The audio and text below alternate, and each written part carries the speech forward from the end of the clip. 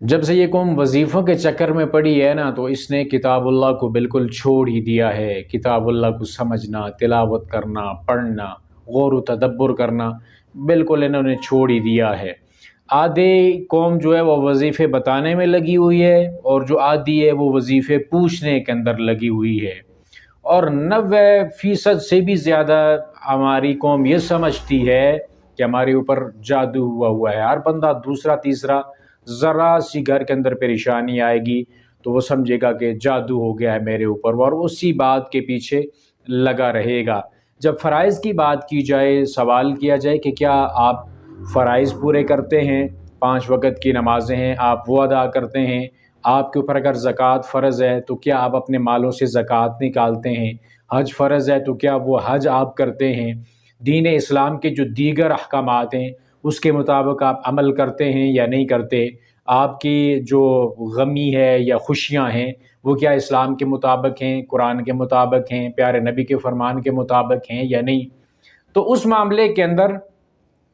کوئی بھی نہ سوچتا ہے، نہ اس بارے کی اس طرف جانے کی کوشش کر رہا ہے کہ میری زندگی جو بدلے گی وہ فرائض کے اوپر عمل کرنے سے بدلے گی۔ اللہ رب العالمین نے عبادت کے لیے ہمیں دنیا کے اندر بھیجا ہے، طریقے سارے اس نے عبادت کے ہمیں بتا دیے ہیں، لیکن ہم ان طریقوں کو چھوڑ کر اللہ کی بغاوت کے اندر بھی لگے ہوئے ہیں۔ یہ نہیں سوچتے کہ گھر کے اندر جو لقمہ آ رہا ہے وہ حلال کا ہے یا نہیں، وہ کہیں سود کا پیسہ تو نہیں ہے، کرپشن کا پیسہ تو نہیں ہے، لوگوں کا دبا دبایا ہوا مال تو نہیں ہے، رشوت خوری اور جوا، اس طرح کی جو چیزیں ہیں اس طرح سے کمایا ہوا مال تو نہیں ہے میرے گھر کے اندر، جو کھا رہا ہوں، جو جسم کو میں پال رہا ہوں، کیا اس کے اندر کوئی حرام کی آمیزش ہے یا نہیں، اس بارے کے اندر بالکل نہیں سوچیں گے، بلکہ یہ میری پریشانی ہے، اس بارے کے اندر وظیفہ بتا دیں۔ اور جو سرچ ہو رہی ہے وہ زیادہ کس بات کی ہو رہی ہے کہ اس عمل کا وظیفہ مل جائے، اس بات کا وظیفہ مل جائے۔ اب یہ وظیفہ ہے کیا؟ اسلام کے اندر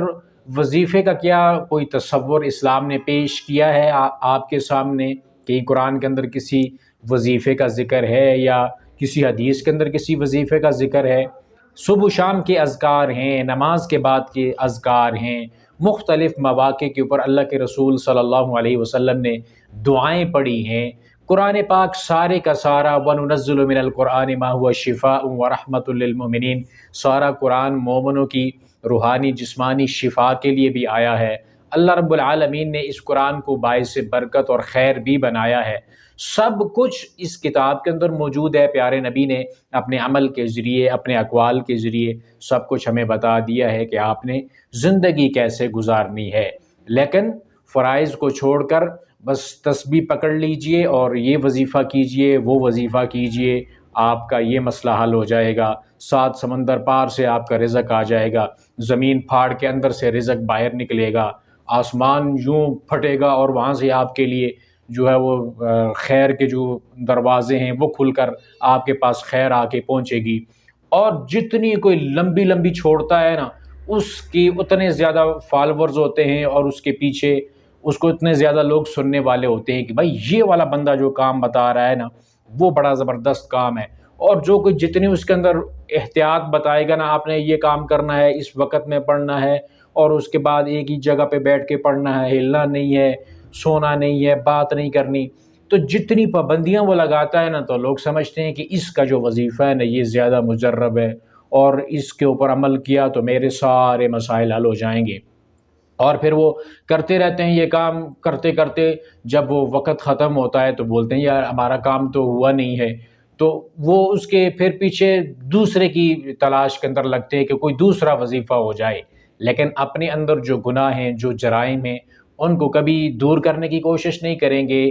جو اعمال کے اندر کوتاہی ہے، فرائض کے بجا لانے کے اندر جو کوتاہی ہے اس کی طرف نہیں جائیں گے، لیکن جو چیزیں ایسی غیر ضروری چیزیں ہیں ان کے اوپر ایسی باتیں اپنے اوپر ڈال لیں گے، اپنے اوپر ایسی بات کو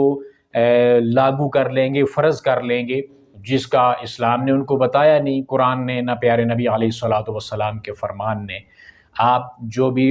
اوقات ہیں اللہ تعالیٰ کے ذکر کے، ان میں اللہ کا ذکر کیجئے، نمازیں پڑھیے، اذکار کیجئے، جو دعائیں پیارے نبی نے بتائی ہیں وہ پڑھیے، لیکن یہ وظیفہ اور اس کا خاص کر کے کوئی وقت مقرر کر لینا، جگہ مقرر کر لینا، تعداد مقرر کر لینا کہ یہ میرے بزرگ کے تجربے کے اندر ہے، یہ میرے دادا نے مجھے بتایا ہے، یہ میرے پردادا نے بتایا ہے، یہ ایسی چیزیں ہیں جس کے پیچھے لگ کر آپ اصل جو مشن ہے اسلام کی سربلندی کا، اسلام کو بلند کرنے کا، اسلامی قانون کے نفاذ کا اور اسلامی جو مملکت ہے اس کے کھڑا کرنے کا، اس سے ہم کوسوں دور جا رہے ہیں۔ اس طرف جو اصل مشن ہے وہ اللہ تعالیٰ نے بنی آدم کو دنیا کے اندر اس لیے بھیجا تھا، انی جاعل فی الارض خلیفہ، رب العالمین نے نائب بنا کر، خلیفہ بنا کر اس دنیا کے اندر بھیجا تھا کہ اس دنیا کے اوپر رہتے ہوئے وہ اللہ کی مرضی کو اس دنیا کے اندر نافذ کریں۔ اس طرف نہ تو توجہ ہے، نہ بات کرنے کی جا رہی ہے، نہ اس طرف سوچا جا رہا ہے۔ بس کوئی وظیفہ بتا دے اور کسی کونے کے اندر بیٹھ کے ہم وہ وظیفہ کر لیں اور ہم سمجھتے ہیں کہ ساری کامیابیاں ہمارے پاس آ جائیں گی۔ تو یہ جو عذاب ہوتے ہیں نا فرائض کے چھوڑ جانے کی وجہ سے، جو انسان کے اوپر اللہ رب العالمین کی طرف سے پھٹکار پڑتی ہے، وہ پھٹکار کبھی بھی نوافل ادا کرنے سے، وظیفے کرنے سے، وہ پھٹکار آپ سے کبھی بھی دور نہیں ہوگی۔ زندگی کے اندر تبدیلی پیدا کرنے کے لیے اللہ کے قرآن کے مطابق عمل کرنا پڑے گا۔ اس قرآن کو زندگی کا دستور سمجھ کر اور اس قرآن کے مطابق عمل کرنا پڑے گا۔ فرائض کو، جو اللہ نے آپ کے اوپر جو چیزیں فرض کی ہیں ان کو بجا لانا پڑے گا، اور جو چیزیں اللہ نے آپ کے اوپر حرام کی ہیں ان کو بھی چھوڑنا پڑے گا، کیونکہ گناہوں کو چھوڑنا بھی ضروری ہے اور نیک اعمال کا کرنا بھی ضروری ہے۔ گناہ زندگی کے اندر، اور بڑے بڑے گناہ ہیں، شرک ہے، بدعت ہے، لوگوں کے مال غصب کیے جا رہے ہیں، یتیموں کا حق کھایا جا رہا ہے، وراثت کے اندر بیٹیوں کا حق کھایا جا رہا ہے، اور بہت سارے جو بڑے بڑے جرائم ہیں وہ اگر اندر پائے جاتے ہیں ہمارے، تو پھر ہم کیا سمجھتے ہیں کہ وظیفہ کرنے سے آپ بھلے لاکھوں مرتبہ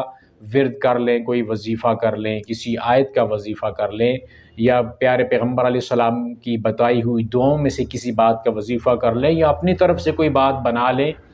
تو یہ جو عذاب ہے یا جو پھٹکار ہے، یہ ان ساری چیزوں سے ٹلنے والا نہیں ہے جب تک کہ اللہ کی رہنمائی کے مطابق ہم اپنی زندگی کو بسر کرنے والے نہ بن جائیں۔